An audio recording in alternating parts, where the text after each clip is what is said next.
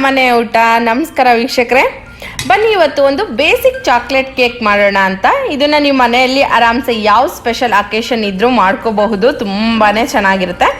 ಮತ್ತೆ ಇದಕ್ಕೆ ಸ್ಪೆಷಲ್ ಏನಪ್ಪಾ ಅಂದ್ರೆ ಕಾಫಿ ಪೌಡರ್ ಯೂಸ್ ಮಾಡಿರೋದ್ರಿಂದ ಟೇಸ್ಟ್ ಮಾತ್ರ ಯಮ್ಮಿಯಾಗಿ ಮತ್ತೆ ಸ್ಟ್ರಾಂಗ್ ಆಗಿ ಚೆನ್ನಾಗಿರುತ್ತೆ. ಸೊ ಹಾಗಾದ್ರೆ ಬನ್ನಿ, ನಿಮಗೆ ನನ್ನ ರೆಸಿಪಿಗಳು ಇಷ್ಟವಾಗಿದ್ದಲ್ಲಿ ನನ್ನ ಚಾನಲನ್ನು ಸಬ್ಸ್ಕ್ರೈಬ್ ಮಾಡಿ, ಹಾಗೆ ಹೊಸ ರೆಸಿಪಿಗಳ ನೋಟಿಫಿಕೇಶನ್ಗಾಗಿ ಬೆಲ್ ಐಕನ್ ಕ್ಲಿಕ್ ಮಾಡಿ. ಬನ್ನಿ ಈಗ ಮೊದಲಿಗೆ ಸ್ಟಾರ್ಟ್ ಮಾಡೋಣ. ಒಂದು ಅರ್ಧ ಕಪ್ಪು ಬಿಸಿ ಬಿಸಿ ನೀರು ತಗೋಬೇಕು, ಮತ್ತು ಅಷ್ಟೇ ಕ್ವಾಂಟಿಟಿಯಲ್ಲಿ ಅರ್ಧ ಕಪ್ಪು ಹಾಲು ತಗೋಬೇಕು.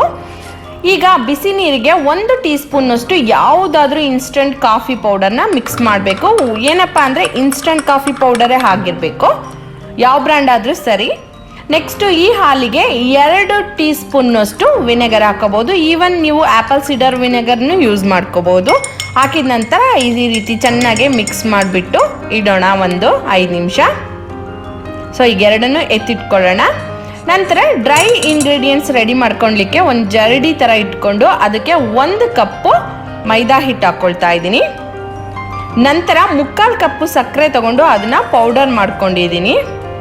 ನೆಕ್ಸ್ಟ್ ಇದಕ್ಕೆ 1/4 ಕಪ್ಪು ಕೋಕೋ ಪೌಡರ್ ಹಾಕ್ಕೊಳ್ಳೋಣ. ಮತ್ತು 1 ಟೀ ಸ್ಪೂನ್ನಷ್ಟು ಬೇಕಿಂಗ್ ಪೌಡರ್ ಹಾಕ್ಕೊಳ್ಳೋಣ. 3/4 ಟೀ ಸ್ಪೂನ್ನಷ್ಟು ಬೇಕಿಂಗ್ ಸೋಡಾ ಹಾಕ್ಕೊಳ್ಳೋಣ. ನಂತರ ಈಗ ಈ ರೀತಿ ಜರಡಿ ಇಟ್ಕೊಳ್ಳೋಣ. ಈ ರೀತಿ ಜರಡಿ ಹಿಡಿಯೋ ಕಾರಣ ಏನಪ್ಪ ಅಂದರೆ, ನೋಡಿ ನಿಮಗೆ ಉಂಡೆಗಳು ಕಾಣಿಸ್ತಾ ಇದೆಯಲ್ಲ, ಅದೆಲ್ಲ ನೀವು ಲಿಕ್ವಿಡ್ ಐಟಮ್ ಹಾಕಿ ಮಿಕ್ಸ್ ಮಾಡಿದಾಗಲೂ ಅದೇ ರೀತಿ ಉಂಡೆ ಇರುತ್ತೆ ಅಂತ ಈ ರೀತಿ ಜರಡಿ ಇಟ್ಕೊಳ್ಳೋದು. ಸೊ ಈಗ ಉಳಿದಿರೋದನ್ನ ಕೈಯಲ್ಲಿ ಈ ರೀತಿ ಪ್ರೆಸ್ ಮಾಡಿಕೊಂಡ್ರೆ ಆಯಿತು, ಮತ್ತು ಯಾವುದು ಲಂಪ್ಸ್ ಇರೋದಿಲ್ಲ. ನೆಕ್ಸ್ಟು ನೋಡಿ, ಎಲ್ಲ ಡ್ರೈ ಇಂಗ್ರೀಡಿಯೆಂಟ್ಸ್ ಎಲ್ಲ ರೆಡಿ ಆಯಿತು. ಈಗ ಇದನ್ನೆಲ್ಲ ಚೆನ್ನಾಗೆ ಮಿಕ್ಸ್ ಮಾಡ್ಕೊಳ್ಳೋಣ. ನಂತರ ಇದಕ್ಕೆ ಈಗ 1 ಮೊಟ್ಟೆ ಹಾಕ್ಕೊಳ್ಳೋಣ. ಈಗ ಎಗ್ ಬೀಟರ್ ತೊಗೊಂಡು ನಿಧಾನಕ್ಕೆ ಮಿಕ್ಸ್ ಮಾಡ್ಕೊಳ್ತಾ ಹೋಗೋಣ. ಒಂದೇ ಸರಿ ರಫಾಗಿ ಮಿಕ್ಸ್ ಮಾಡ್ಕೊಳ್ಳೋದು ಬೇಡ, ನಿಧಾನಕ್ಕೆ ಇನ್ಮೇಲಿಂದ ಒಂದೊಂದೇ ಲಿಕ್ವಿಡ್ ಐಟಮ್ ಹಾಕ್ಕೊಂಡು ಮಿಕ್ಸ್ ಮಾಡ್ತಾ ಹೋಗೋಣ. ಫಸ್ಟು ಏನು ನಾವು ಇನ್ಸ್ಟೆಂಟ್ ಕಾಫಿ ರೆಡಿ ಮಾಡ್ಕೊಂಡಿದ್ವಲ್ಲ ಅದನ್ನು ಹಾಕ್ಕೊಳ್ಳೋಣ. ಈಗ ಮತ್ತೆ ಇದನ್ನು ಮಿಕ್ಸ್ ಮಾಡೋಣ ಸ್ಲೋ ಆಗಿ. ನೆಕ್ಸ್ಟು ಹಾಲಿಗೆ ವಿನೆಗರ್ ಹಾಕಿ ರೆಡಿ ಮಾಡಿ ಇಟ್ಕೊಂಡಿದ್ವಲ್ಲ, ನೋಡಿ ಅದು ಆಲ್ಮೋಸ್ಟ್ ಮೊಸರು ಥರ ಆಗಿದೆ. ಈಗ ಅದನ್ನು ಹಾಕ್ಕೊಳ್ಳೋಣ. ನಂತರ ಈಗ ಚೆನ್ನಾಗೆ ಮಿಕ್ಸ್ ಮಾಡ್ಕೊಳ್ಳೋಣ. ನಿಮಗೆ ಮಿಕ್ಸ್ ಮಾಡ್ತಾ ಇದ್ದರೆ ಅದು ಸ್ವಲ್ಪ ಕನ್ಸಿಸ್ಟೆನ್ಸಿ ಸ್ವಲ್ಪ ಗಟ್ಟಿ ಕಾಣಿಸ್ಬೋದು, ಬಟ್ ಒನ್ಸ್ ನಿಧಾನಕ್ಕೆ ಮಿಕ್ಸ್ ಮಾಡ್ತಾ ಹೋದಂಗೆ ಅದು ಬ್ಯಾಟರ್ ಕನ್ಸಿಸ್ಟೆನ್ಸಿ ಕರೆಕ್ಟಾಗಿರುತ್ತೆ. ನೋಡಿ ಈಗ ಈ ರೀತಿ ಸ್ಪ್ಯಾಚುಲ ತೊಗೊಂಡು ಎಲ್ಲನೂ ಒಂದ್ಸರಿ ನೀಟಾಗೆ, ಇದನ್ನ ಕಟ್ ಆ್ಯಂಡ್ ಫೋಲ್ಡ್ ಅಂತ ಹೇಳ್ತಾರೆ ಈ ಮೆಥಡನ್ನ, ಈ ರೀತಿ ಮಾಡ್ಕೊಳ್ಳೋಣ. ಆದಷ್ಟು ಸ್ಮೂತಾಗೆ ಬ್ಯಾಟರ್ ಮಿಕ್ಸ್ ಮಾಡಿದರೆ ಕೇಕು ತುಂಬ ಚೆನ್ನಾಗಿ ಬರುತ್ತೆ. ನೋಡಿ ಈಗ ಬ್ಯಾಟರ್ ರೆಡಿ ಆಯಿತು. ಈಗ ಆಲ್ರೆಡಿ ನಾನು ಕೇಕ್ ಪ್ಯಾನ್ ರೆಡಿ ಮಾಡ್ಕೊಂಡಿದ್ದೀನಿ. ಬಟರ್ ಪೇಪರ್ ಹಾಕ್ಬಿಟ್ಟು ಫುಲ್ಲು ಆಯಿಲ್ ಸ್ಪ್ರೇ ಮಾಡ್ಕೊಂಡಿದ್ದೀನಿ. ಈಗ ಇದಕ್ಕೆ ಕೇಕ್ ಬ್ಯಾಟರ್ನ ಟ್ರಾನ್ಸ್ಫರ್ ಮಾಡ್ಕೊಳ್ಳೋಣ. ಟ್ರಾನ್ಸ್ಫರ್ ಮಾಡ್ಕೊಂಡ ನಂತರ ಈ ಪ್ಯಾನ್ನ 2-3 ಸರಿ ಈ ರೀತಿ ಟ್ಯಾಪ್ ಮಾಡ್ಕೊಳ್ಳೋಣ, ಸೊ ದಟ್ ಬ್ಯಾಟರ್ ಚೆನ್ನಾಗಿ ಸೆಟ್ಲ್ ಆಗುತ್ತೆ.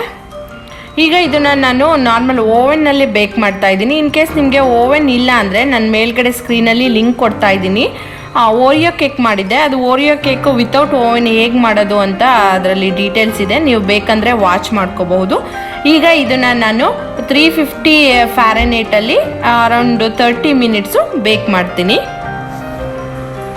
ನೋಡಿ ಇದು ಕೇಕ್ ಕೂಲಿಂಗ್ ರ್ಯಾಕ್ ಅಂತ, ಆಲ್ರೆಡಿ ಕೇಕ್ ಬೇಕಾಗಿದೆ. ಇದನ್ನು ಅಟ್ಲೀಸ್ಟ್ ಬೇಕಾದ್ಮೇಲೆ ಒಂದು 30 ಮಿನಿಟ್ಸ್ ಆದರೂ ಕೂಲ್ ಆಗ್ಲಿಕ್ಕೆ ಬಿಡಬೇಕು, ಇಲ್ಲ ಅಂದರೆ ಕೇಕ್ ಕಟ್ ಮಾಡಿದಾಗ ಕಟ್ ಆಗೋ ಚಾನ್ಸಸ್ ಇರುತ್ತೆ. ನೋಡಿ ಎಷ್ಟು ಚೆನ್ನಾಗಿ ಬಟರ್ ಪೇಪರ್ ಎಲ್ಲ ಬಿಡ್ತಾ ಇದೆ, ತುಂಬಾ ಚೆನ್ನಾಗಿ ಬಂದಿದೆ ಕೇಕು.